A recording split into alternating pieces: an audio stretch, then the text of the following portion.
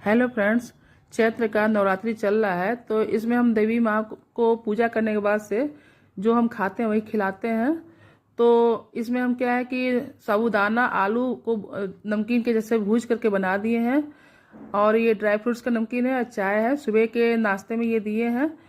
और इसके बाद से दोपहर में ये दही का लस्सी बनाए थे। तो इसमें थोड़ा सा ड्राई फ्रूट्स डाल करके इसको डेकोरेट कर दिए हैं।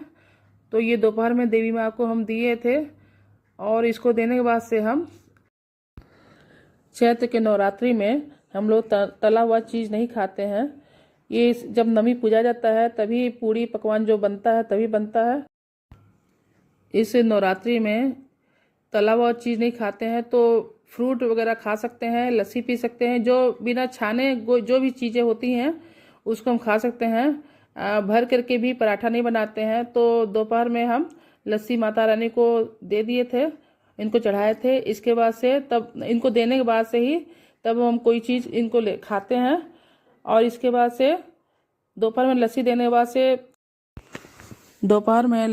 के बाद से शाम को 3 से 4 के बीच में दही बड़े दिए थे।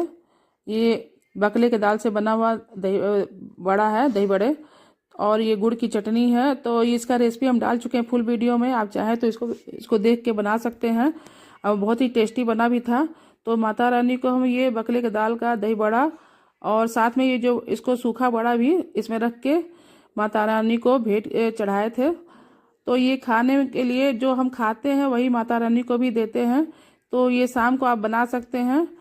और इसके बाद से शाम को ये माता रानी को भोग लगाए थे। इसके बाद से फिर रात में खाने के लिए तहरी बनाए थे।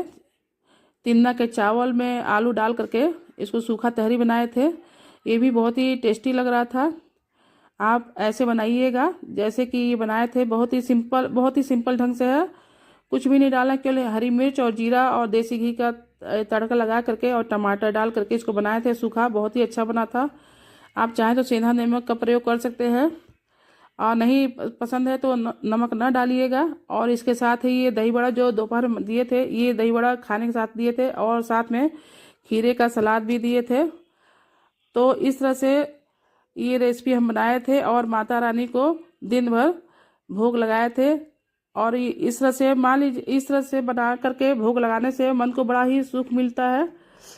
नवरात्रि में, चैत्र के नवरात्रि में माता रानी के पूजा पाठ करने से ही सुख मिलता है, मन को बहुत ही शांति मिलता है। तो माता रानी को हम भोग लगा दिए थे।